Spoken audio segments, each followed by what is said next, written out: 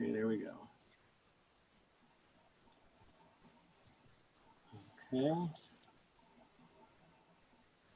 If you all don't mind, I'm going to wait one more minute just to, because once I close this, and I won't be able to both watch the participant list and I don't want to miss anybody. So I apologize that we're not exactly on time. Sadly, for those who work with me know that my relationship with time is often not a direct one. So, so being not on time is no news to me.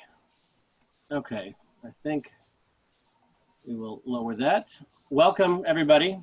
This is the Difficult Conversations Around Race, a Simulation Experience. My name is Ken Spiro. I am the CEO and co-founder of SchoolSims, formerly Ed Leadership Sims. And I want to kind of, as we start, oh, hold on. As we start, I want to highlight something. You know, as you see in our byline, we talk about the idea that experience is the best teacher, right? We know that. And yet typically when it comes to learning new skills, developing skills, changing behaviors, we tend to focus on instruction. Now that's a whole nother conversation, which I'd love to have with anybody who's interested. But we distinguish between how people learn from instruction versus how we learn from experience. Those are two different models that are at play. When we learn from instruction, we learn from the right way of things, right? We learn the frameworks, we learn the methods, we learn here's what you need to do, here's the right way, etc. And yet when it comes to experience, it's not quite that way, right? We tend to learn by making mistakes. We learn from failing. And so whereas we design instruction around the right way of things, we design simulations around the idea of mistakes, and that's okay. It's okay to make a mistake. And in fact, it's a learning opportunity because we learn from that, especially if we have the opportunity for reflection. So I did want to point out and to distinguish that this webinar, there will be no instruction. There will be no teaching about how to have difficult conversations. Rather, we're going to have an experience in which we will hopefully have an opportunity to learn from the exercise, learn from each other, because that's the nature of what we do. So I just wanted to make sure that as we enter into the frame of reference in this is to have an experience. And that's, you know, we can learn from good, we can learn from bad. Experience doesn't differentiate. All experiences are good. The question is what you do with them. You know, I don't mean to say without judging the outcomes of the experience, but in terms of having experience, often the opportunity is for reflection. So with that in mind, recently I had a conversation with one of our clients, assistant superintendent, and he reminded me of a quote that I think provides an interesting reference point for the nature of this work. And let's see if I can get my slides to go forward. Can I just ask a question, Ken? Sure. I don't know all the participants. Can you tell me who is participating in this conference and their position with your program? That is a great question, and thank you for pointing that out. So I'm not muting you, so I would ask that you can keep yourselves unmuted unless you have noise in the background, because I would like to make this interactive, and by all means, a call out or whatever, interrupt. But I would like to have people introduce themselves, if you would, who you are, where you're calling in from, you know, what organization you're with. And this way we can all, because depending on, you know, there'll be parts where we'll maybe break out into rooms, depending on how many, if we have any other attendees, or we'll just end up talking, and it's nice to have the conversation. So please, Shirley, if you want to start, that would be great. So my name is Shirley Matthews, and I'm the director of the Advanced Leadership Program for Aspiring Principals, which is under the Executive Leadership Institute here in New York City. Thank you. And I'll go next because I work with Shirley. I'm Dwayne Dawson, and I work with Shirley. And he's my administrative assistant and my technology person. Okay. Thank you. I am Glenn Apsher. I am the Executive Director of the Oklahoma Association of Elementary School Principals, located in Oklahoma City. Thank you, Glenn. Good afternoon. My name is Will Parker, and I work with Glenn. I lead the Oklahoma Association for Secondary School Principals, and we are new clients with Sims. So we're just learning this simulation, the simulation modules, so that we can begin using them and training with principals in Oklahoma. So it's a pleasure to meet all of you. Excellent. All right. Thank you. Amber, do you want to introduce yourself? Sure. Hi, I know most of you. Amber Hawkins here, and I'm an account executive for SchoolSims. Hi, Amber. It's a pleasure to Shirley. meet you. Yes, you also. We've been dealing with each other via email and phone calls. Yes, I recognize your voice. Dwayne, can you send Judy the link, please? She's having difficulty finding it. Okay, via her email? Yes. Shirley, I'll just say on behalf of Oklahoma that we're in awe being in the presence of your team. So this is a real privilege to get to sit with you guys. So thank you, Sims, for letting us be a part of this conversation. Oh, it's my pleasure. That is wonderful to have you all. And I guess we'll be joined by Judy once she gets that link. Okay. So any questions, thoughts before we get started? Okay, well, it's a pleasure. It is a pleasure to have you all here, and thank you. And again, so I get this quote that I was reminded of. Guessing some of you have seen it before. This is a quote from a book called A Man's Search for Meaning, which was written by Viktor Frankl. He's a neurologist and a psychiatrist, a survivor of the concentration camps, and in this book, he wrote something that I find, well, you can see what it is. Between stimulus and response, there is a space. In that space is our power to choose our response. In our response lies our growth and our freedom, right? The highlight, of this, clearly we're in, and it struck me that, in this context, in these kinds of conversations, that there is a stimulus and we need to respond. And there needs to be, that space has to exist for us to make a choice, for us to make decisions. Because I'm thinking that there are not many times where being just reactive or reacting mindlessly without thought is going to end in a positive, lead to any positive outcomes. And it struck me that, I've been doing simulations. You all don't know me, but I've been doing simulations for over 30 years. Only more recently in K-12. So I've worked with leaders from around the world in multiple different industries. And I've made the observation that now working over the last number of years with school administrators, that the leadership job in K-12 is probably the most pathetic leadership job I've ever come across. And I mean that with the greatest of respect. Because nowhere have I seen a job where the stakes are so high, right? We're dealing with our kids, and the decisions are inherently complex. And yet, it's exacerbated with a group of stakeholders whose demands are so exclusive of each other, and each one is more irrational than the next. So really, no matter what you do as an administrator, no matter how good you think your decision is, chances are you're going to get whacked. And so as I think about the skills required for effective leadership, the two of the key skills are, on the one hand, we need to be able to exercise good judgment, right? When we're in that space between stimulus and response, we have to be able to think. We have to be able to exercise judgment and make the best decision we can. But on the other hand, there is certainly not in this context, but we're not going to make a decision that everybody's going to agree with. There is going to be blowback. That we know absolutely. And so the question is, it's not just whether you can make a good decision, right? We get so anxious about this decision. We gear up and we make the decision as if nothing else is happening after, right? There's always blowback. And often it's the blowback that really gets us because we weren't anticipating it. And so being able to, on the one hand, be able to exercise good judgment, but at the same time have thick enough skin or build the resilience is critical to our ability to lead, our ability to continue to lead, because we're going to make mistakes.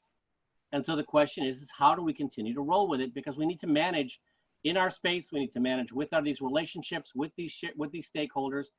And so we need to be able to process accordingly.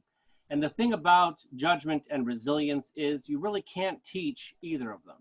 I can tell you about them, but I can't get you better at them. You're going to have to do that on your own, and that's through experience. And we all know that the school of hard knocks, if you'll forgive me, really kind of sucks. And so the opportunity to actually have experiences, but in a safe place, if you will, to be able to be thoughtful, but get it wrong, right? Here, if you get whacked, it's okay because you can try it again, but it doesn't really hurt. It's insightful. It's the opportunity for insight can be gleaned. And obviously how you leverage that, how you use it, because your situation, anybody's situation you're going to be in is going to be based on the context, based on the people you're working with, the context in which you're meeting with them or dealing with them. And all of that is going to change from decision to decision.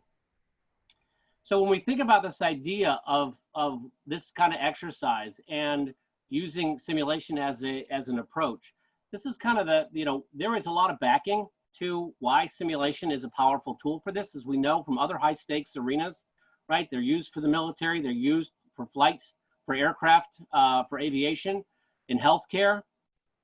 Why it's not in schools more prevalently, I have no idea, because I think the stakes are equally as high as we know in terms of what's going on in our schools. So what exactly what is it we're trying to do in this context? And the reason why I want to spend a little bit of time on this before we actually dive into the sim is the approach. Yes, we're going to show an online sim where it kind of automates some aspect of this from an engagement perspective. But fundamentally, the approach can also be harnessed, in other ways. So from the standpoint of engaging people in this, because we can learn, the need is to learn from each other, right? We each have our own unique perspectives. We have our own experiences that informed those perspectives. We have our own backgrounds. We have our own who we are. And it's important that we each know from how each other sees things. And we only get to know that if we actually share that with each other. And so how does simulation actually enable that? So the first thing we do is create a context, right? We're not creating your context or no particular school, but it's a realistic, authentic context, which we develop with somebody who was actually based on their experience in a school building. And that's because we want it to be engaging, right? We want people to see themselves in the action. It's not my building, but it could be, or it's not my people, but they could be. And so we create a context. And inside of that context, then we want people to have to actually make decisions, right? We want to create that stimulus and opportunity for response where judgment is going to need to be exercised, decisions will need to be made, because sometimes making decisions is challenging enough. But then we want people to actually experience the consequences of those choices. Now, this may be exactly what you'd expect to happen, and it may not be, but these are contextual. And it's really important that we understand kind of what's the underpinnings, what's going on, and what's my thinking. Why was I expecting something? Why did something different happen? But that opportunity to experience the consequences and then to reflect, right? Because experience really is the best teacher, but only when there is that opportunity for reflection, right? We choose how we respond, the response to the stimulus, right? And it's in that way that we can determine we can anticipate what may happen beyond, and so on and so forth. And so having the opportunity to reflect individually, or even better with others, can be a very powerful component in terms of where the learning is going to come from. And then that is going to generate an experience that can then be added to one's experience portfolio, as we call it, that you draw upon, that informs your decision-making as you proceed. So that's in essence, and this happens over time. We're dealing with that time-based aspect of scenarios, which is to remember that it's not a one and done. That when you're doing something, when you're making a complex decision, when you're dealing with a situation that is really, really complicated and scary, it doesn't end with the decision, right? We have to be able to anticipate what's going to come subsequently. And ideally, when we're doing it in groups, when we're doing it with peers, with colleagues, or even people we don't know, but people who are in similar situations to us, we know, because at the end of the day, there's so much research. And when we talk about the principalship and the superintendency and even APs,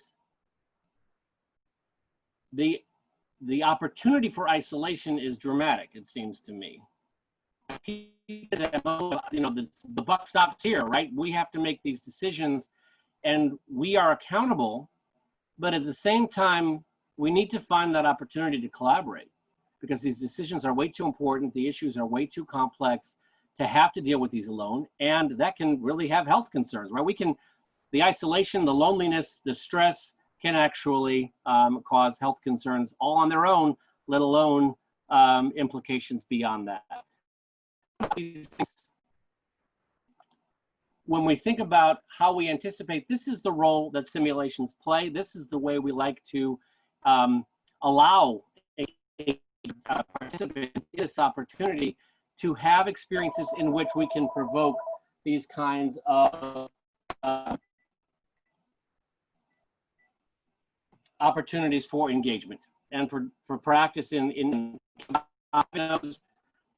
thinking about how stimuli come, what our responses might be, and then being able to be thoughtful about that process. Now, just a couple other real quicks that I find compelling. Hopefully you'll find them as well. But it's amazing to me how we do tend to bias towards instruction when we, again, new skills, new opportunities. And yet, one of the things, this was a study I came across, the Millennium Project, 15 global challenges facing humanity, heady stuff. And as you look around the globe, you begin to see the various things you'd expect to see in terms, this was a while ago. They do this every number of years. But back in 2009 already, they determined that one of the global challenges facing humanity is our capacity to decide, our ability to make decisions. And of course, first that caught my eye. I was like, wow, why? But then you think about it, and nowhere is it more true than in our schools, right? On the one hand, we have so much data now that the idea of analysis paralysis, could have been created around where our leaders are now. What data is important? What do you do with it once you find it? Sorting through it, all these things, it's complicated. And on the other hand, you're not even a half step away from being a headline. It's scary. And so being able to make decisions in this context is complicated, and just practicing making decisions can actually be valuable. And again, if we have the opportunity for collaboration, if we have the opportunity to gain insight, to have perspectives, to be thoughtful, all very important things that if we can find a way to safely practice, it's compelling. Now, this is a deep slide. Some of you have taken off your videos, so I'm hoping that as you process this, there's at least a chuckle. As human beings, we are mindless, habit-forming creatures. Critical thinking is not a natural skill. Maybe current company accepted, but it's not. We have to actually practice being thoughtful. So in that idea of between stimulus and response, that we do need to make a choice. You may make the wrong choice, but it should be because you thought about it. Because deer in the headlights is not going to go well. And so having the opportunity to actually to practice the critical thinking is going to be very, very important. So any thoughts in mind, questions? Oh, one last thing before I stop, I just want to point it out, is when we're engaging, one of the things that often gets in the way of that, being in that stimulus response quandary, if you will, is that there are trade-offs at play, right? As we look at it, the thing that makes us so hesitant to make a decision is that we know it's going to go badly, right? We know there's a negative, and it can be scary. We don't want it. We want to avoid it. We tend to want to avoid those kinds of things. There are always trade-offs. And again, it could be stakeholders, right? You can make a decision for a student that will be different or perceived differently by other students, or by staff, or by parents, or by the district, or by whomever, right? They're all going to have differences of opinion, and they're all going to want different things, but you got to navigate that. So there's always trade-offs at play, and even within the confines of leadership standards, right? So when we design the simulations around the, aligning them with the P-cell standards, even amongst the P-cell, there will be trade-offs, right? Because you can't do everything well all the time. It's going to come at a cost. And so just in breaking down the way we think about scenarios, it's again not around capturing best practices. If you need best practices, you go to the class.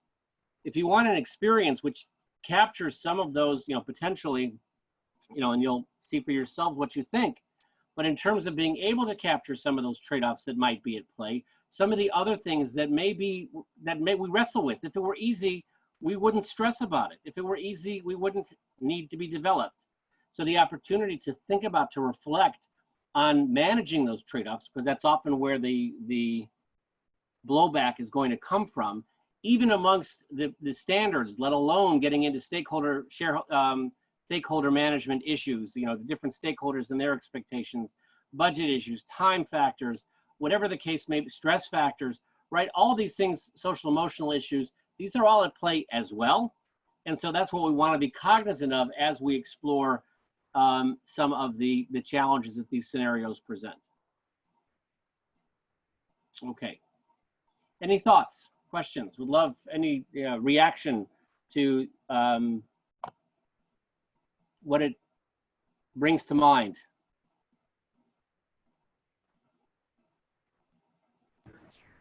So far, so good, Ken. But there's a little rectangle near the top of the screen that it looks like there's a window in front of what you're sharing. That we see, yeah, that whatever your mouse is over now, we see something that says, "Please move this window away from the shared application." So I don't know if on your screen that might be the chat box or something. Do you have something in front of your PowerPoint? See it, there it is. Oh, it's well. okay. No, It was on. I mean, I see it, but I don't know how to get rid of it. Okay. Anyway, hopefully that was the only thing. It's not that serious. I'm gonna change the screen share because we're gonna go to the simulation in a moment. So, but thank you for that. And I'm sorry, that's probably distracting. Click on it, drag it up.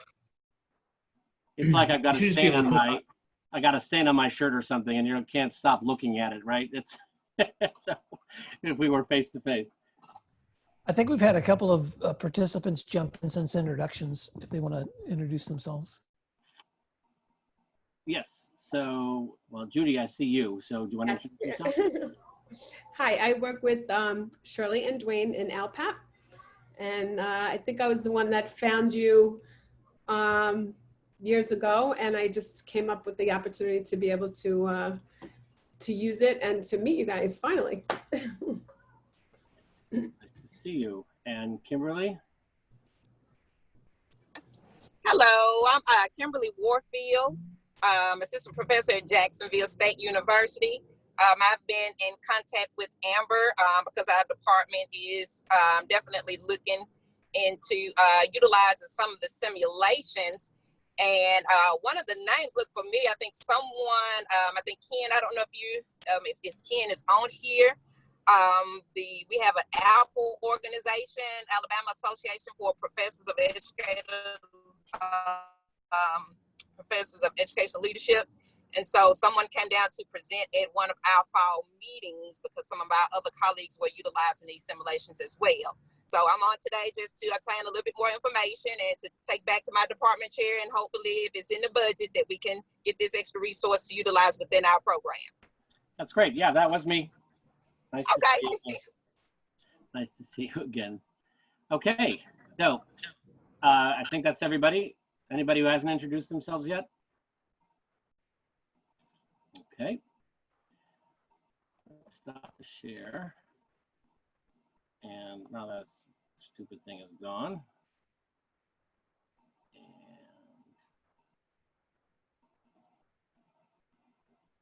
where is it? Okay. I'm sorry, 1 second. Just need to switch the view.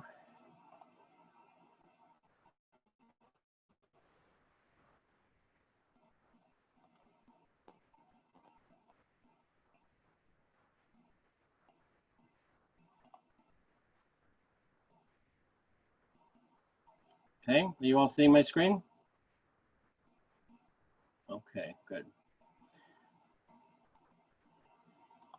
So this is the welcome to the Difficult Conversations Race simulation. This was done in, as I mentioned early on, we look to collaborate with somebody. All of the sims are, let's call it inspired by, you know, if you think about from movies, right? Sometimes they're based on somebody's real life. Sometimes they're inspired by, which means you take a lot of license. These are inspired because we don't want to recreate history. It's not our goal, because history has a tendency to anchor us into what was done in that particular situation, that particular context. So, but we do want it to be authentic. So it's coming from somebody's experience in a building. Teachers 21 is a consulting and development company in Massachusetts, based out of Boston, and now they're part of Williams James College. One of their founders is John DeOria. If some of you may have come across his work, but they're the ones who we collaborated with on the development of this sim. Okay, so just real quickly from a navigation perspective, I'll be running it from here. Although when we get to decisions, we'll use polls for decision making, but I think we'll also maybe put you out into breakout rooms for some discussion between you, and then we'll discuss. Please feel free at any point in time to please chime in. You know, you can unmute yourselves. I'm not muting anything. What we do have is the cast of characters, so it's going to tell you who you are. But we do have Carrie Phillips, who's an assistant superintendent, and we can come back if you want to read more about who these characters are that we're going to be interacting with. This is your school secretary, Margot. Rose Glass is a member of the community.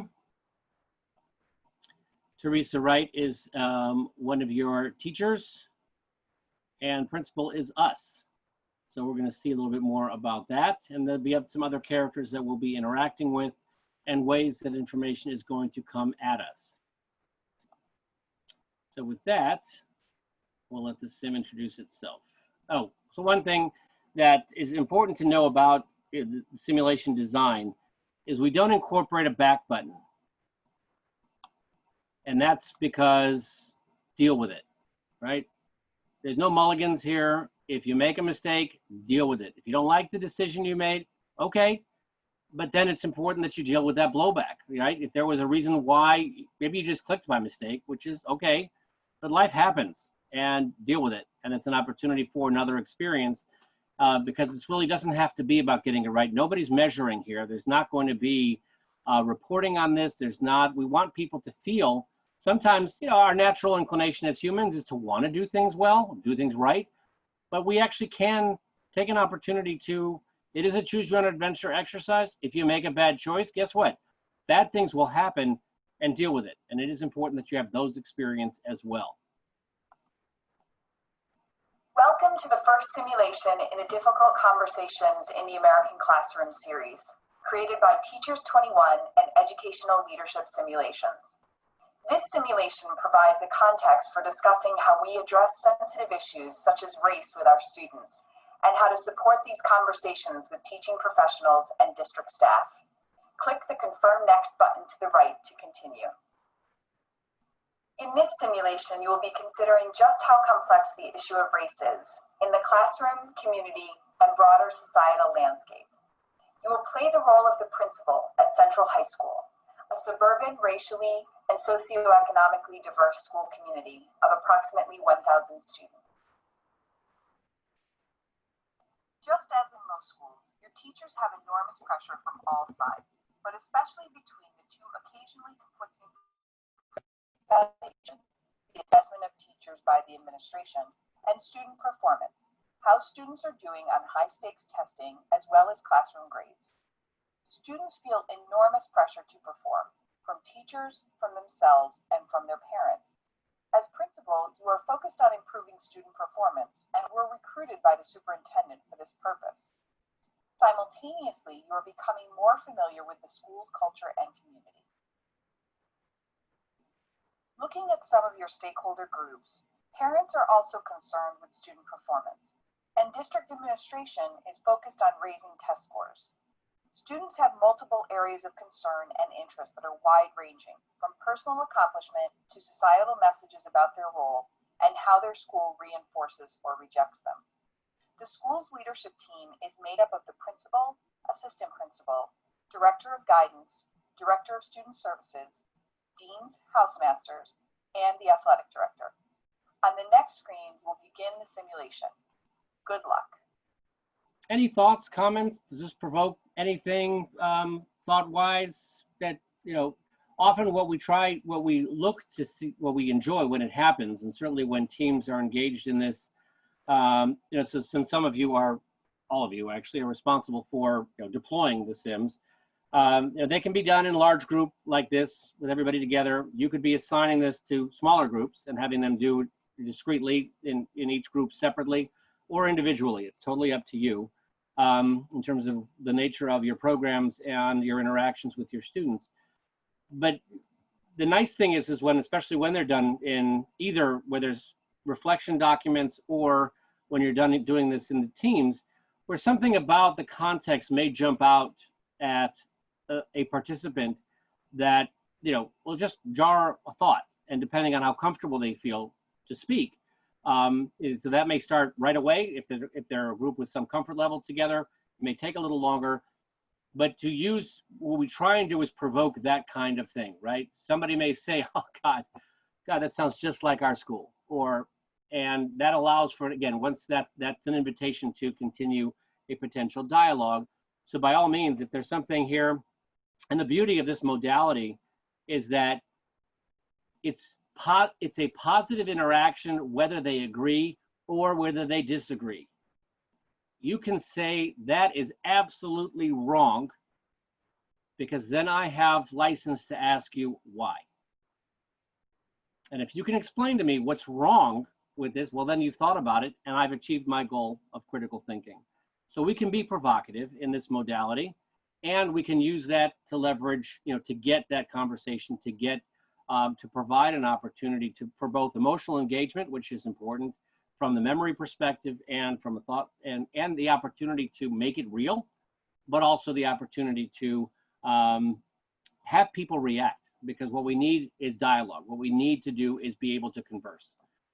So please feel free to share if something jumps out at you, and I would suggest that if it jumps out at you, other people will probably appreciate hearing it. So I know we went through those profiles pretty quickly, but am I mistaken that that was a pretty homogeneous white group of individuals that we were talking about in a supposedly diverse community? Yes, it was, relatively. And, we can talk about that after, but in terms of, it may be your reality and it may not be your reality. It is what it is. And, we find ourselves in situations that are. And that was what stood out to me. So that's what I wanted to comment on. Yeah, no, great. Thank you. I noticed that as well. Okay.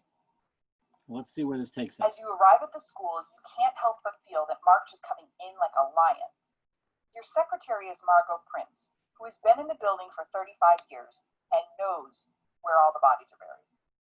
As you walk into your office, Margot reminds you of 2 meetings scheduled for today, which include a much anticipated session with the Assistant Superintendent of Curriculum and Instruction, who is interested in hearing more about PD initiatives at the school.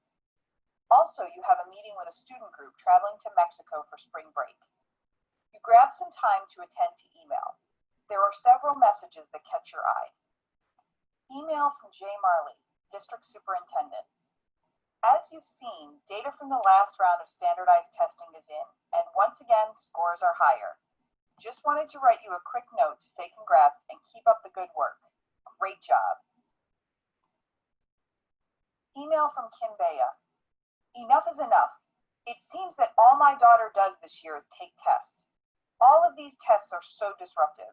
She has her head filled with stuff, empties it on the test, and then has to make room for more stuff. What's the value in that? I want my daughter's learning to prepare her to think critically and deal with the shifting circumstances of life, not to be good at taking tests. Can we meet to talk about the school's mission? Email from Andrew Singer.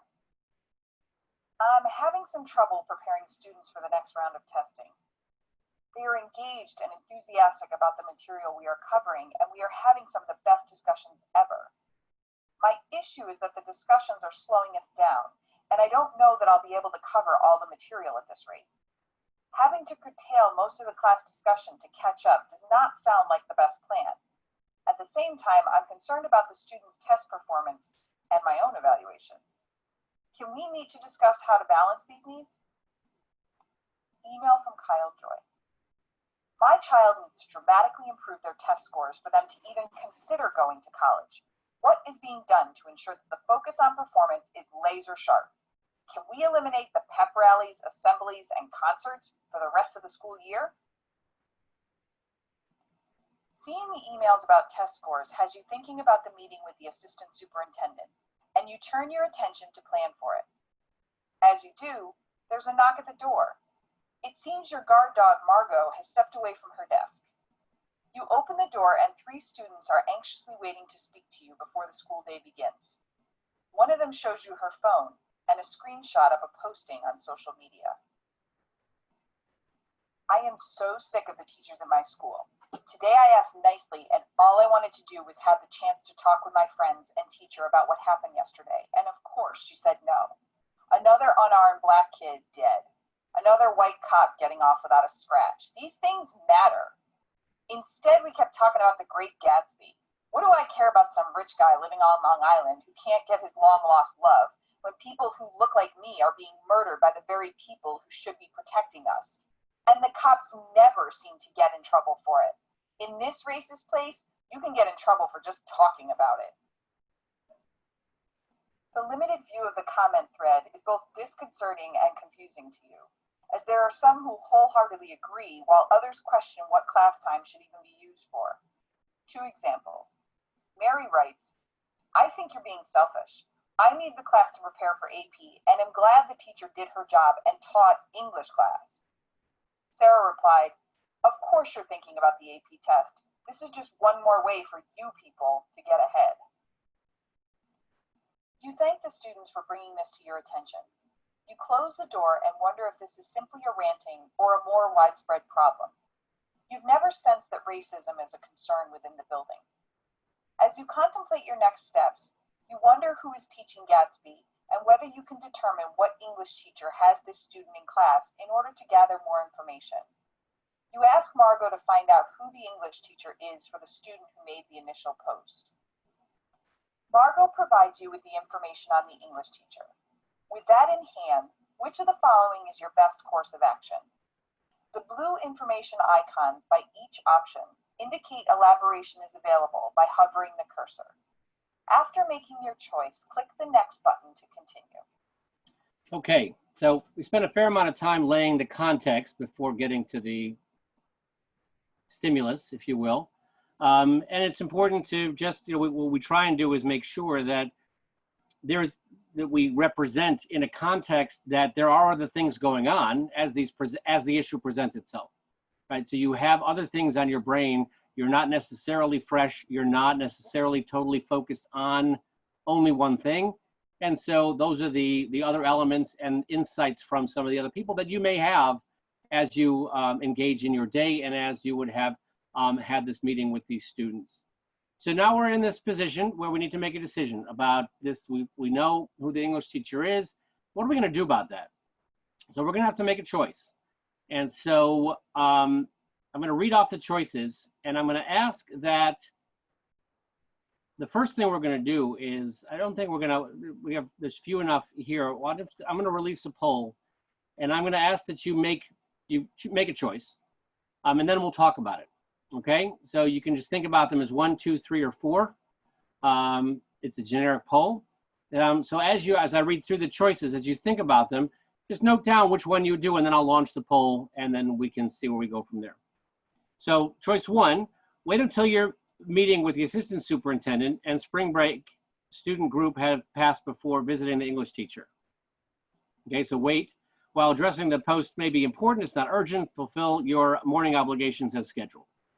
Or 2, inform the assistant superintendent that you'd like to change the agenda for your meeting to brainstorm next steps with regard to this racially charged post. Take advantage of this opportunity to seek support from the district level despite having a limited amount of information. Or 3, visit the classroom teacher immediately to gather more information. Get as much information as you can before taking any other steps. Or 4, ask Margot to find out whether the student, where the student is so you can get her in your office and insist that she take the post down as it is creating unnecessary controversy. The post is the problem. Address that head on and avoid other problems before they begin.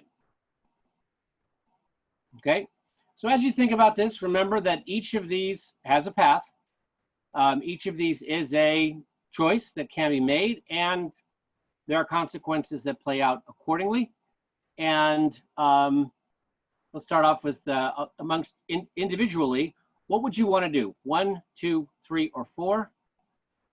If you could mark it down, I'm going to release the poll, and we'll just get a sense of where we are.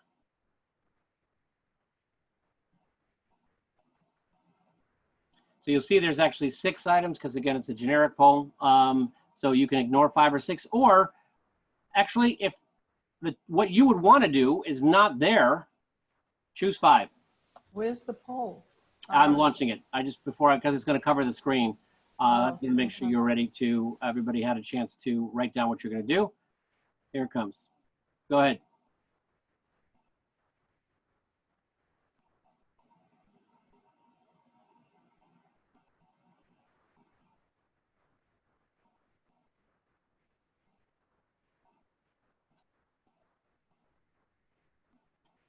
Okay, give it 5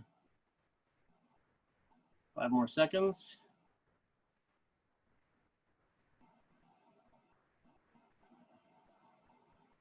End the poll now. Okay. So amongst the team, most of you, the bulk of the group chose number 3, which is visit the classroom teacher for more information. So somebody want to share why?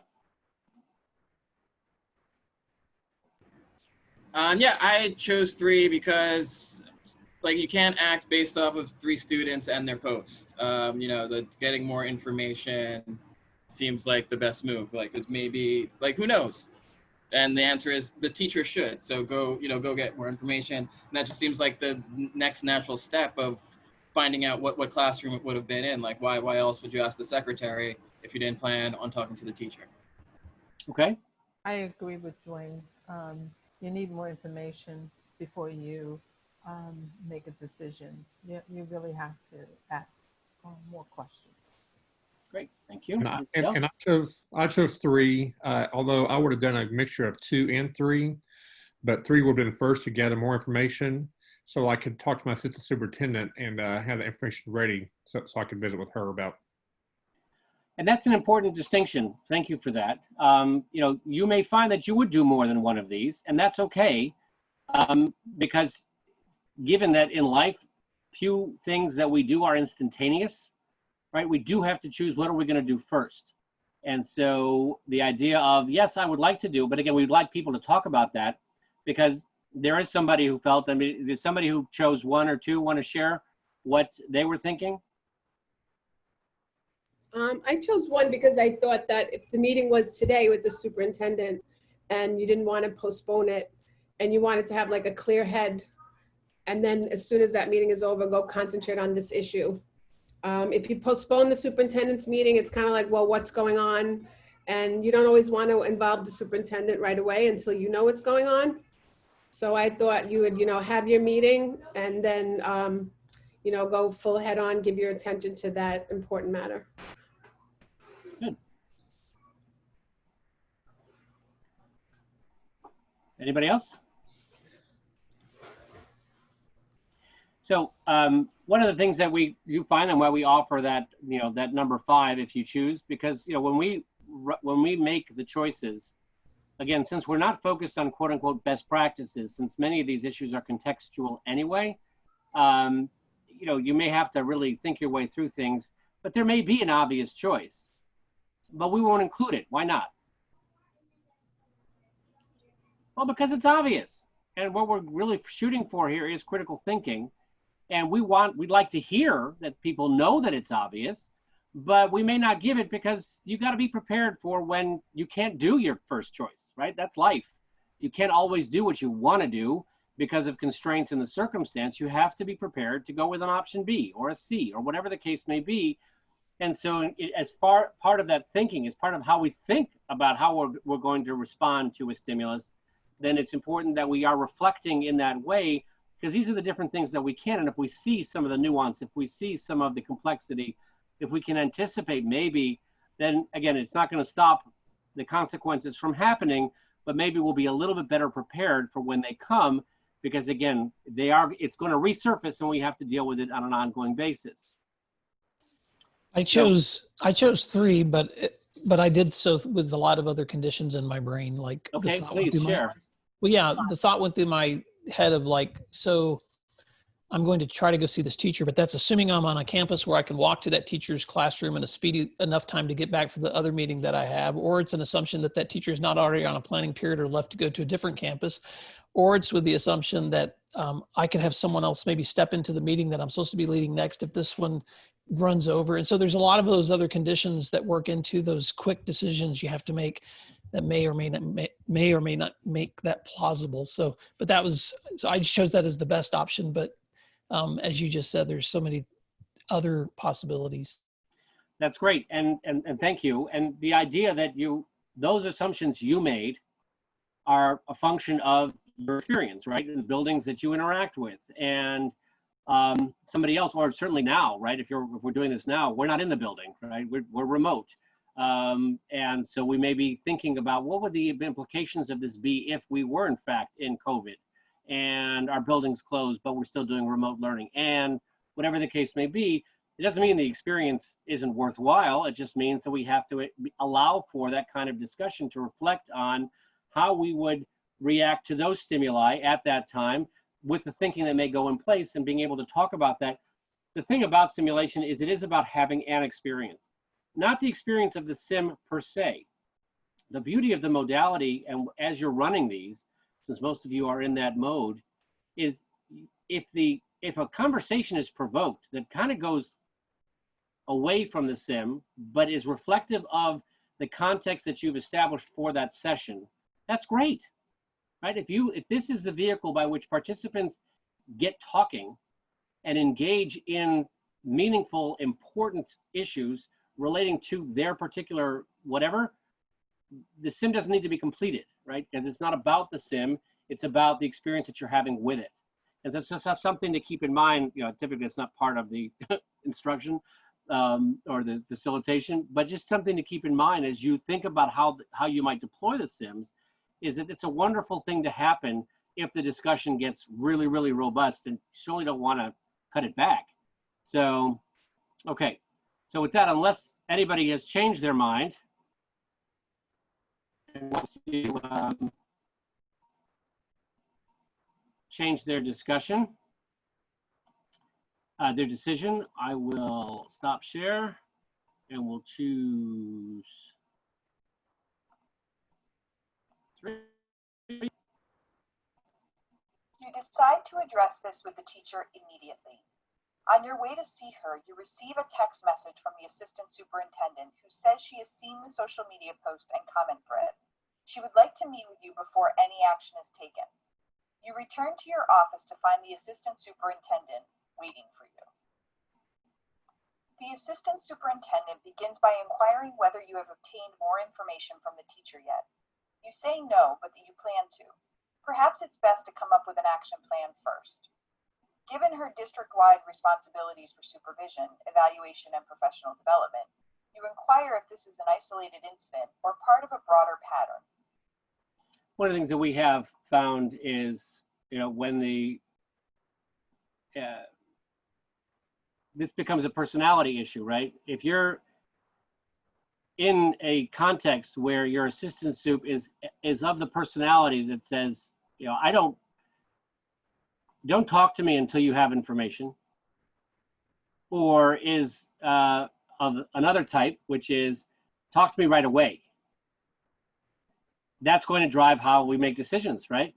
So in that, we decided that, we thought the best thing would be, but then the context, who we're interacting with, who we're responsible to, some of these stakeholders comes into play, and that can actually provoke, again, from people's experiences with the how they're interacting with situations, it can actually be influenced by some things that may not be directly about the issue itself, but influence us individually in terms of how we make decisions. Her response suggests this is not the first instance. However, she reminds you that your first priority is to improve test scores, which includes gaps related to race and socioeconomic status. She does, however, want you to gather more information about this specific event.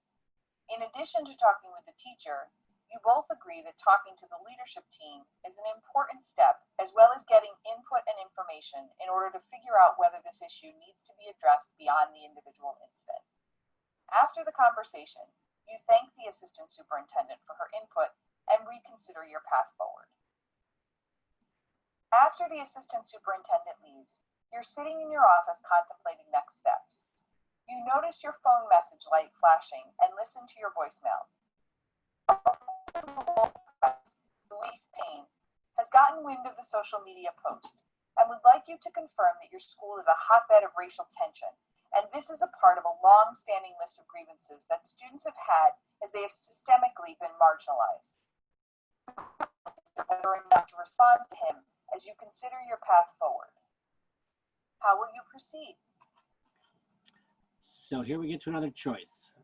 How are we going to deal? What's our next step relative to where we are after the assistant superintendent? Now we've gotten this voicemail. What are we going to do? So we can respond to the reporter's voicemail, neutralize the situation by simply saying that the matter is being looked into and you'll be back in touch again soon. Or two, meet with the teacher, gather the specifics from the classroom teacher to best handle this particular situation. Or three, convene the leadership team. You need your leadership team to contribute, coordinate, and execute a response plan. Think about that. Think about 1, 2, or 3. I'm going to release the poll.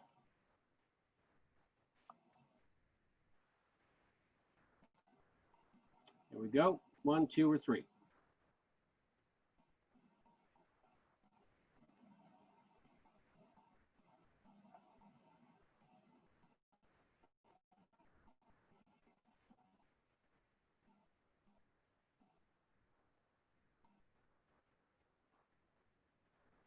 Okay, so it does seem most people are making a choice, aligned, but we do have somebody who is uncomfortable with the options. Good. Okay, give it 5 more seconds.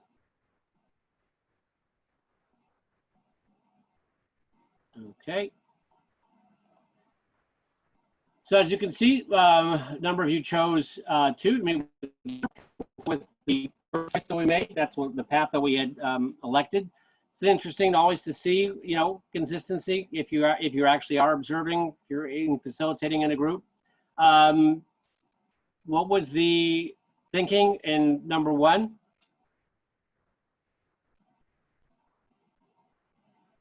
Hello.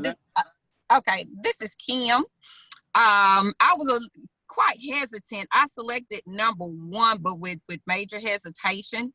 Of course, kind of looking through the leadership lens, of course, responding to a reporter's voicemail, the first thing that came to my mind, of course, if there's a specific communication plan in place for the district, because typically your principals or even your leadership teams do not respond back to reporters. There's somebody from central office. So I did number 1 with hesitation, that if something like that, if there's going to be a return call to a reporter or any type of media, then that definitely, in my opinion, should come from either the assistant associate superintendent or the superintendent's office, and not the anyone from the building. So why did you then choose? You're thinking that just to get back and nip that in the bud? Well, yeah, and then I'm also driving, so I couldn't remember which one I could select if we did not agree with one. So I'm parked now. Okay. So I'm multitasking. Which is great, right? Because then you still, sometimes the decision is out of your hands, right? And you have to deal with the blowback that, because you're still, maybe somebody else made that call. They were, you know, this reporter reached out and somebody else responded, but now you're left holding the bag. and don't have that opportunity to go to the communication office to follow the district policy. Okay, great. Somebody had said, I don't mean to call people out, but somebody had said they would choose something else.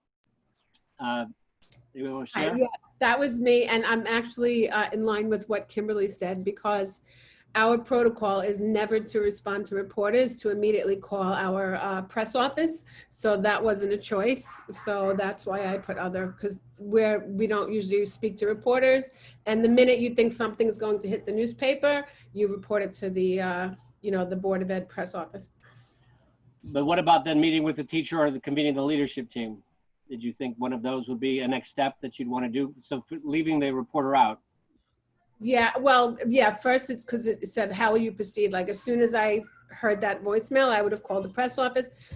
Definitely meet with the teacher if I hadn't done that already before. And then the leadership team, yes, too, because if word will likely get out and they will start all kinds of rumors and all kinds of things. So it's good to kind of convene your trusted team and be on the same page on where you're going to be moving forward. There could be a reporter outside of school. You never know. And thank you. And that's a great point, by the way, that the idea that, yes, you would meet with the teacher, right? You would want to gather information, but if you don't take that actual step of making that call to the office to report that a reporter called you, right? Again, what we find compelling about this modality over things like case studies, which are static, again, not to diminish the value of case studies, but they don't account for that flow of time. Yeah. The idea that it's not instantaneous and just, yes, I do want to meet with the teacher and we should talk about that. But what we need to make sure is that the media, we don't react lightly to reach out from the media, because that will have consequences. And that's great. So I know that, Shirley, you need to jump. So I just want to thank you and see if you had any questions before you had to leave. I think she already left. I think she made it. Okay. How is everybody else for time? Okay. Everybody else is okay? Yes. Okay. Yes. All right. So I'm going to stop this and we will close that. Okay. Meet with the teacher. You've decided you need to meet with the teacher.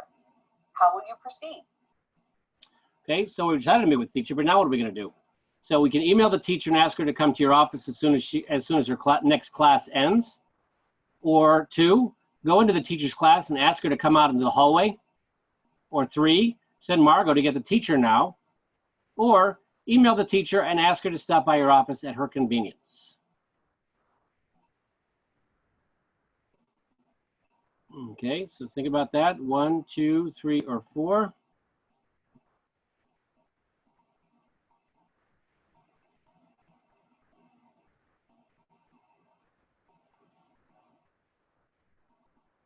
Or 5, if you would do something else.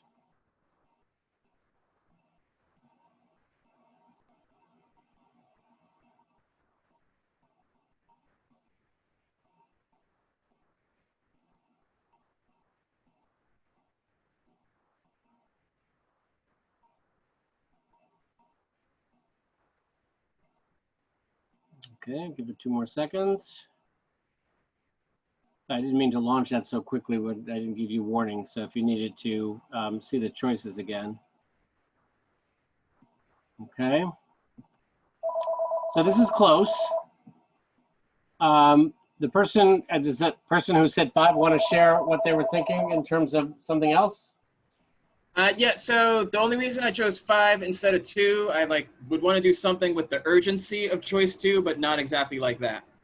And I'm not sure exactly what I would do, but I would pass by outside the classroom and maybe give them a look or something, but not go in and have them step outside in front of the whole class. That's not how I would do it, but I wouldn't leave it in an email to hope they come after the class. So I would do something with the urgency of 2, but not exactly as it's described in the choice. Okay, very good. I agree with Dwayne, and I didn't actually do the poll because I was still betwixt and between, because Exactly what Dwayne said. I wouldn't want to interrupt instruction. If you upset the teacher, she's not going to be able to go in the classroom and resume the lesson. If it was 5 minutes before the period or 10, it could wait 10 minutes. There's, you know, nobody's dying.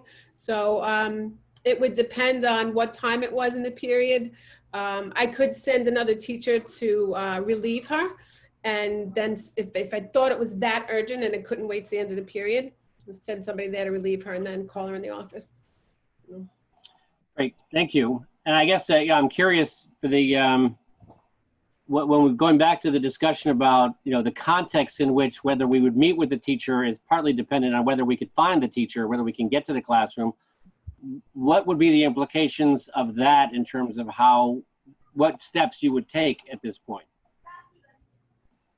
Well, I chose 3, and and part of the reason I did is because of the, you know, if the context is true that this teacher's response to that student's comments were as it was portrayed in the text messages, then this is something I need to be able to confirm immediately. And so I would run the risk of walking down there and in trying to as casually and as respectfully as possible interrupt so that I could gather that information. So because at this point, if that information is true, I'm a little less concerned about upsetting the teacher than I am about finding out the facts.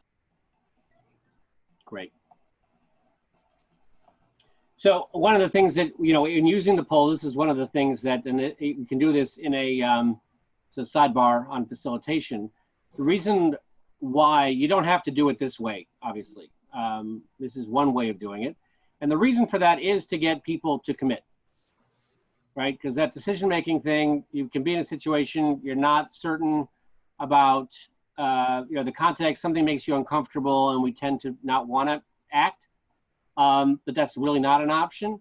But so we need to make a choice, and even if we don't like it, but we do it anonymously so that we make the commitment. And then we talk about it. And again, this doesn't happen when you're in small groups. You don't need to do that because you want to then have the opportunity to talk about those assumptions, the way you're looking, your perspective, your past experience, the way you think about things, whatever the case may be.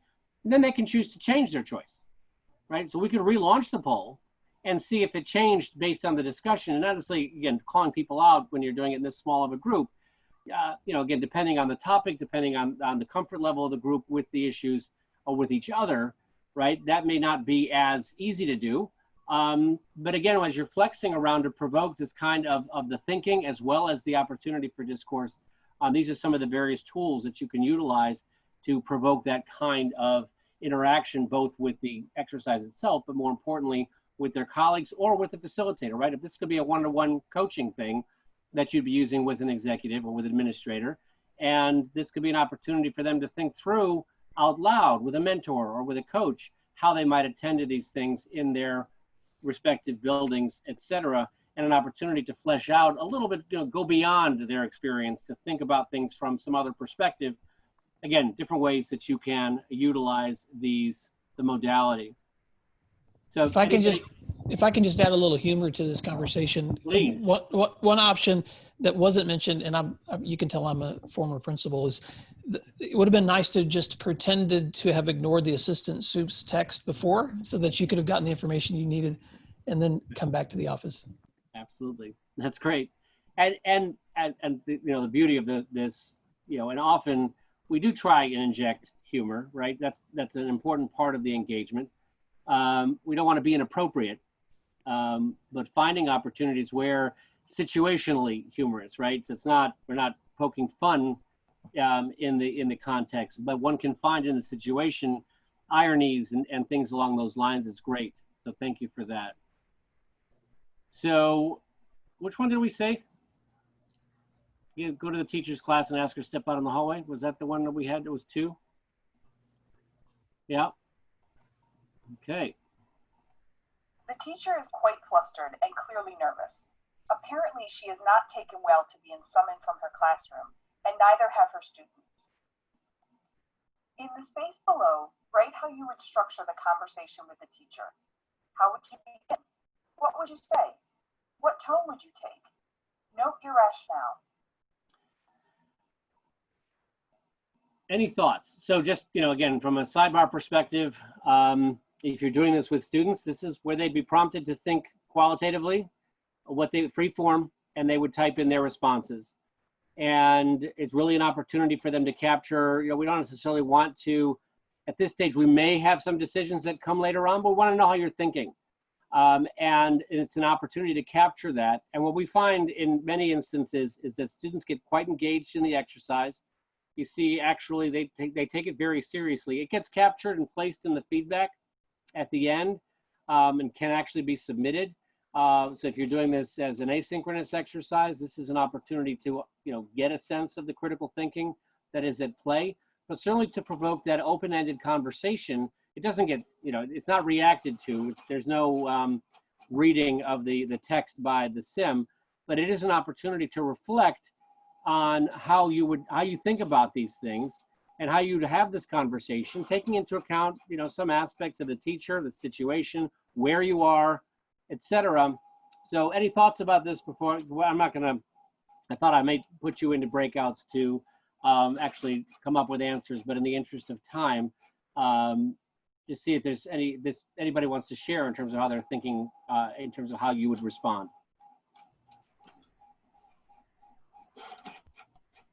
I think I would just leave it as open-ended as possible and let the teacher speak and do a lot more listening than anything else, and gather as much information as I could. Maybe just tell her that the following information has come to my attention, and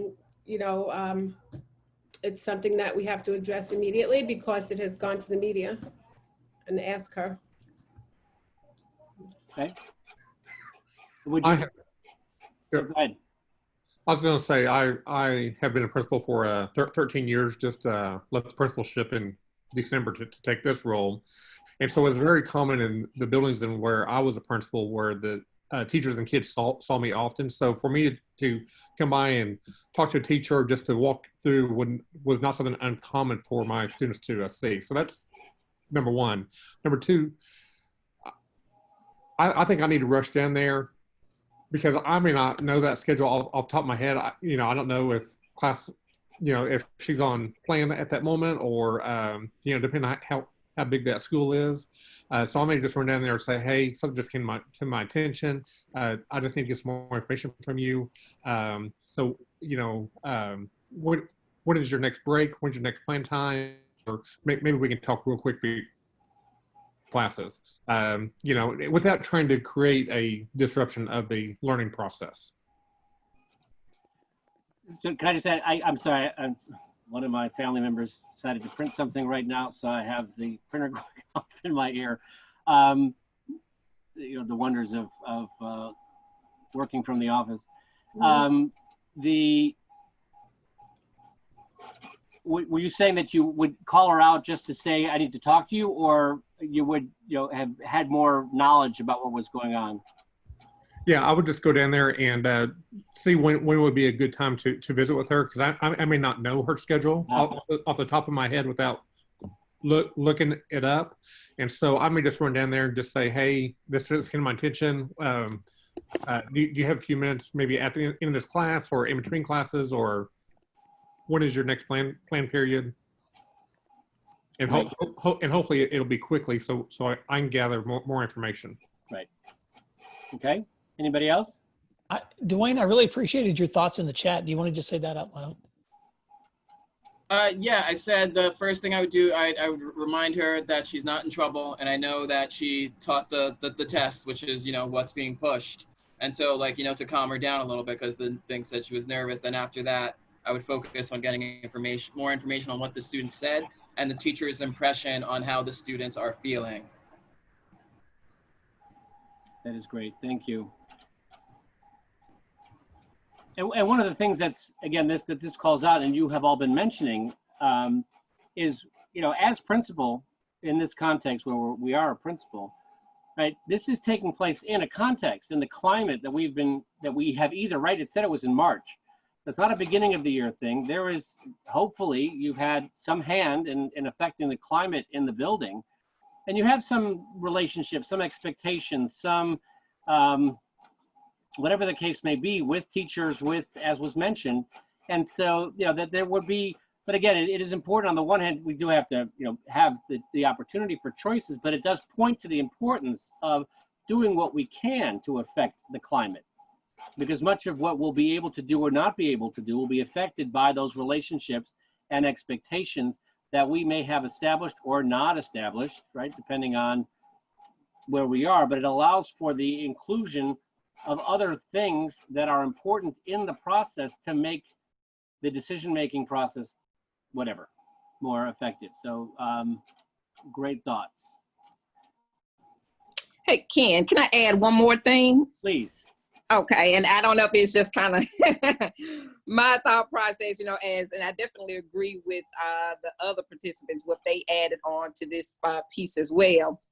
But also in prior to talking to the teacher, just kind of like my processes that I did when I was a principal, making sure that I had everything in order. I would also probably go back and just double check the teacher's lesson plans. Make sure I go, double check the objectives, because the first thing I want to make sure that, when I have this conversation with this teacher, okay, number one, is this teacher on track? Is this story a part of, or if this book is this reading, okay, she's saying, okay, this is part of what I was teaching, but I need to make sure I confirm that as well. Is this a part of the curriculum? Is this an improved reading? So those are a lot of things that I would like to also have noted prior to talking with the teacher. So on the prior poll, I think I had selected, I think it was 3 or 4, emailing the teacher, and I had them to stop by me at my convenience, because when they come and when we talk, I try to make sure that I have all aspects and all angles of everything laid out in what we will probably be discussing. Because if this is a situation where it's a particular objective or standard that the teacher is not even supposed to be on, that to me, that's going to be a problem in itself. If this is not approved reading, or if this is something that's not outlined in the curriculum map, that's going to, in turn, that's going to lend itself to an additional issue. So just trying to look through it through various lens, of course, being an instructional leader first, I'm going straight for the curriculum and instruction. Is this something that should be taught? No, that's a great point. Just to make sure that the whole idea of the information gathering, yes, it's important to go to the teacher, but there are other things that you need to know as well. And it was touched upon by others in the decision making, but it's really important, right? One of the things that when we go into this idea of in the sim design, we do come up with choices, right? And again, in collaboration with whoever we're working with. And those choices are sometimes, again, we leave out the obvious stuff and both the obvious good and the really obvious bad, although sometimes having the kinds of things that we do that don't often go well are sometimes included, kind of that mindless response that you probably shouldn't ever do, but sometimes people like to see what happens if you do it, either by mistake or not. But it is also, it can be anchoring, right? If you see a choice, that could provoke you to think about, well, okay, since that's the choice, that's what I'm going to do. And almost, which is kind of like our knee-jerk reaction to things, right? Which is the way we've always done it. And therefore, we do need to have that, again, that opportunity between that stimulus and our response to pause for a moment to say, wait a minute, just because those are my choices, but what would I do? What would I really do? And like you said, we didn't actually put that choice in there, but yeah, you probably, maybe a reason to send the email to put her to come to you was because you need to have that, you want to be prepared. And so although you're all saying the alignment of what needs to happen, which is this needs to be attended to right away, the way one goes about doing that you can flex that. And again, some of those things may be dependencies in terms of other things that would come to mind, but that's great. Yeah, and I'll go ahead and state the obvious for me too, which is that so far this teacher appears to be the only person of color that we've encountered among the adults in these conversations. And so obviously there's going to be some context in this conversation that would be unique and important to the outcome that you're going to have in deciding what you need to do next, or her interactions with students too. So I just think all of that plays a part in leadership in terms of deciding what decisions or what actions or what statements you need to be making in protecting people's rights and making sure that you're being an active listener. That's great. And yet one of the things that we have been exploring in this as well is the opportunity to use this modality to uncover, if you will, conscious bias and to make it conscious. Not from a pejorative perspective. The goal is not to, call anybody on anything. But the fact is, as human beings, we have bias. That's a fact, right? I mean, we know that. Bias about a lot of things. Some have more meaning than others, let's say, if you will. And so the question is not whether there is bias, it's whether or not I can still make good decisions, because we still need to make decisions. And what happens if we took that cast, because we haven't done a lot to say whether or not it needs to be whatever race they might be, or whatever, something about gender we have, that would be a little bit of a big lift. But we can actually modify the race of any of those cast members and change how you approach things and why. So to provoke that kind of discussion, so you're having this conversation, right? This may point to broader issues that may be at play, right? Maybe it's an evolving chain, and this is something that needs to be attended to, or not. Maybe that's not as much of an issue, or if it is. And so it's great. And pointing that out is important because, again, we can be somewhat reasonably provocative with that. It's important to know that there's judgment and where that plays, right, between that stimulus and the response and making our choices. These things are can have a play, and they should have an appropriate play. Considering what you wrote on the previous screen, below, choose the best lines with how you would begin the conversation. So based on that conversation, now it's going to prompt us to, and we try not to get too much into wordsmithing because people will obviously use their own words, but to kind of stylistically how you are going to approach this, which may be right? So one, ask if she's seen any of the recent social media posts by her students. Or two, ask her if she has noticed racial tensions in her classroom. Or three, ask her why she hasn't reported that her classroom is a hotbed of racism. Or four, ask her how things are going in class, whether there are any concerns that you would like to bring to your attention. Or five, ask her specifically how the class is going with the teaching of Gatsby.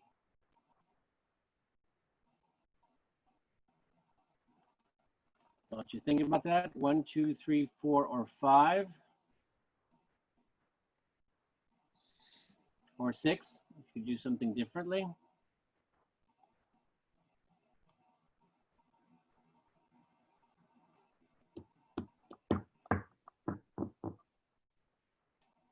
Okay, hopefully you're ready. Launching now.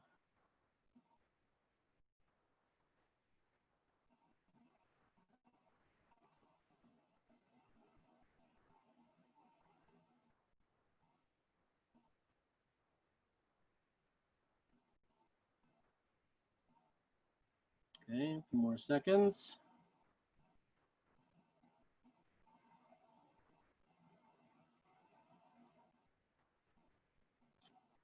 All right, we'll end the polling now. Okay, so again, it's close. So, any thoughts?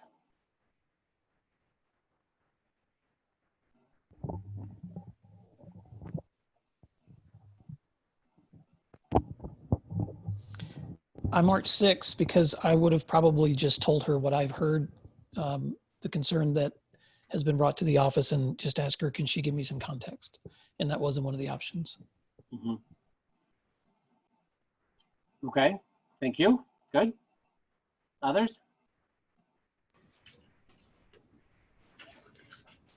I agree with Will, and I think I would have chosen that too as an option, but the closest to come to it was to ask if she noticed anything in her class, racial tensions or whatever.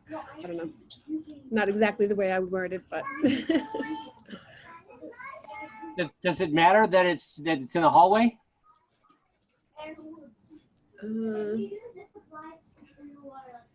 It doesn't matter that it's in a hallway? Right, we're calling her out of her classroom, right? I mean, did we bring her into the office? I don't remember. Oh, I had said that I would probably wait to speak to her or send someone to cover her class before. And I wouldn't interrupt instruction, and I wouldn't make her go back and teach after that kind of conversation. Okay, anybody else?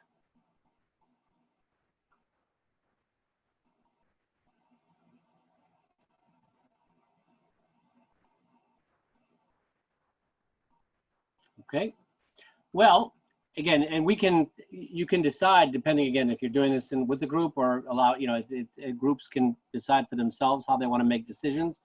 You usually don't necessarily like it, when you have, it's closer to a tie, but for purposes here, I am going to, in the interest of time, since I think you all, or we can, for those, if there's anybody who doesn't have access to this yet,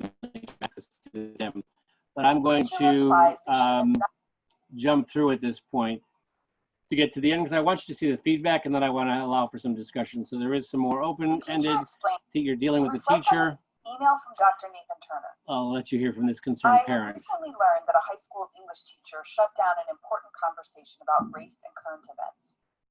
Yet again, your school has stifled the important voice of our children as they are trying to make sense of what's happening in the world.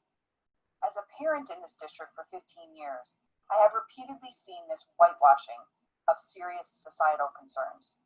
We gain nothing by ignoring the problems of our society with the children. We need to equip them to face the world they are about to enter.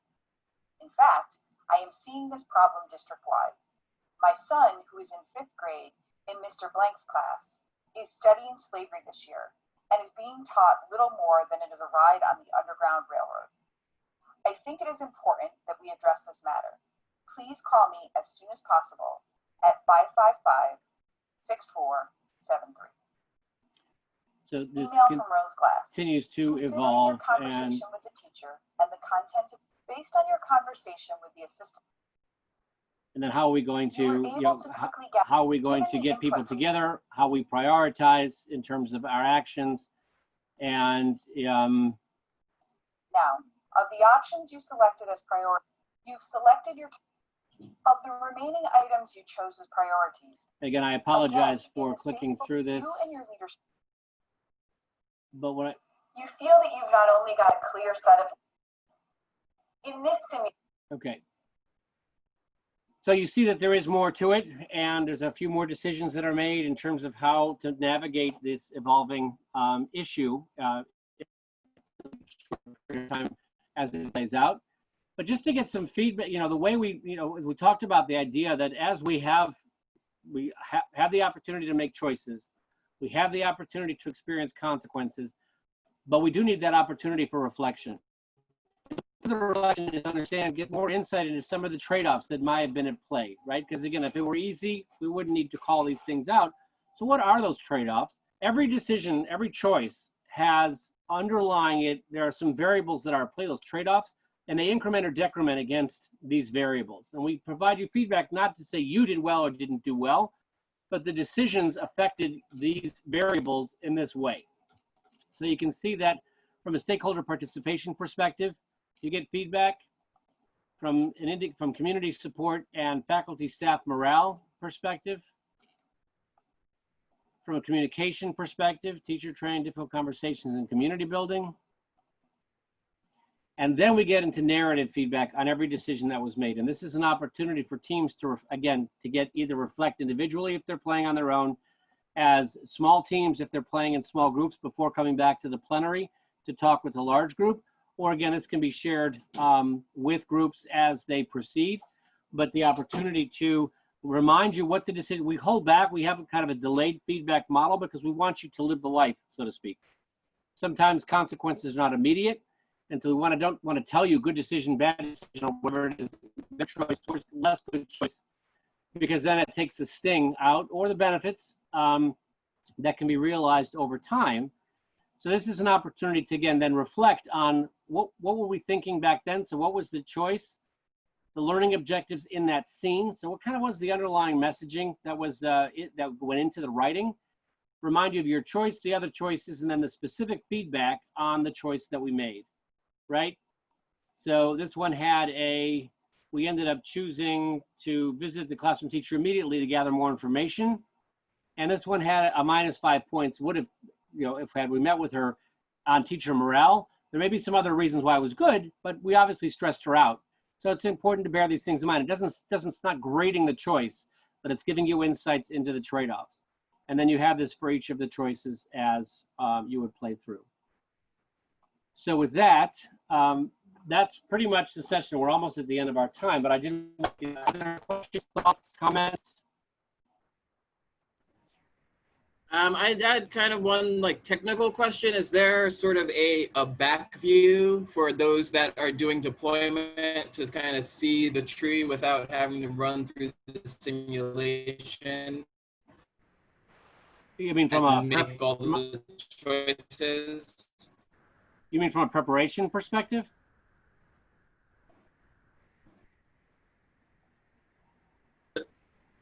Yeah, is there a way to kind of see what would happen if we do this without having to do it? Just as facilitators to know what the outcomes are without the simulation, however many times it takes to get all of the outcomes.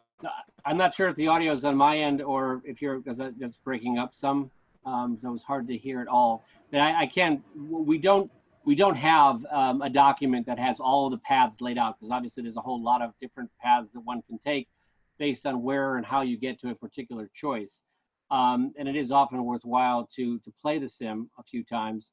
But we can still talk through that. We do provide some additional documentation on kind of the underlying issues that are at play in the sim. But one thing that's important from the facilitation perspective is that we try to remind facilitators is you don't have to be a master of the content in the sim, because if a student has a different point of view, that's great. They don't have to agree. They don't have to even if they can explain what's different about their expectation. And from the modality perspective, it does harness the power of stories and how we as humans engage with stories. So the engagement factor is at play because we love stories, we engage with them. And in fact, we love stories so much, we love to tell stories. That's how we process information. And so, that opportunity then lends itself to, if you are engaged, then the dissonance that it may be experienced is constructive. All to say that if you have specific questions about pathways, and we can get you more information about that.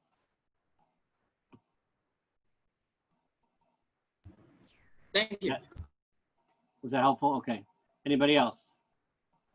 Ken, I just want to comment that I ran across this across your company by reading a research article as Will and I have been trying to develop some new coaching for principals, and we do a new principals training every year. We normally have anywhere from 40 to 50 people that take part of that, and walking them through some of these very difficult situations that they may face may help train them to pick some better paths. And I wish I would have had this in my first 2 years as an administrator, because I probably could have saved myself a whole bunch of headaches.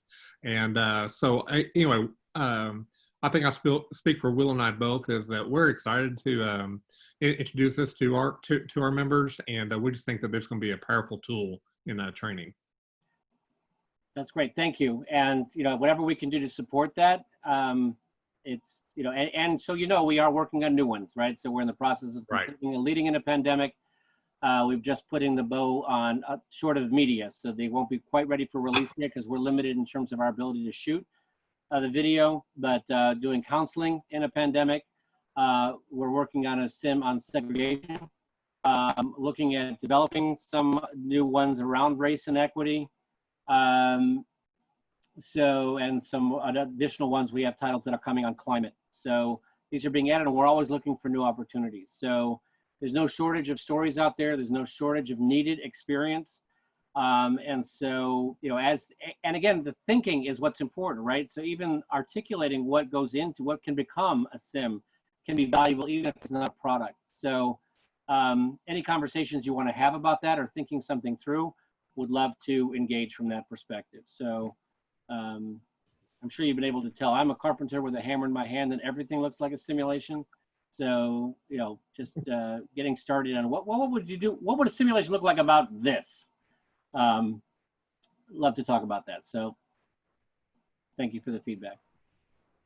I just want to comment how rich the conversations have been, because we're sitting with a group of experienced leaders. And so it's been great to hear the nuances and all the decisions we would make, because I think they reflect that experience.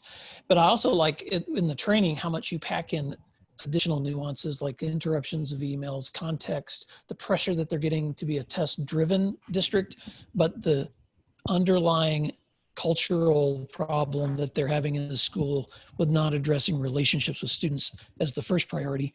And so, so there's just so much you could unpack. I think you could spend literally an entire day on just the simulation. Welcome to our world.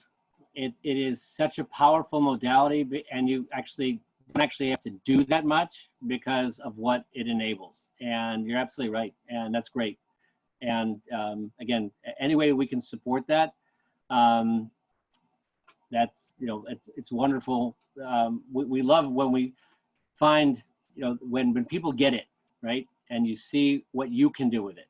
Not what we want you to do with it, not what, you know, it's written down somewhere, but what you can do with it, because you're thinking about the needs of your participants, whether they're experienced folks, not experienced folks, whether they are, what kind of whatever it is. That's what we look forward to.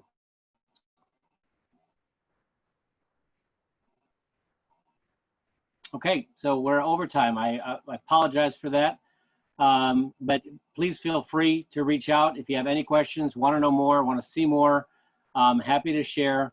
You know, as far as our experience is concerned, you know, seeing is one thing, doing is believing.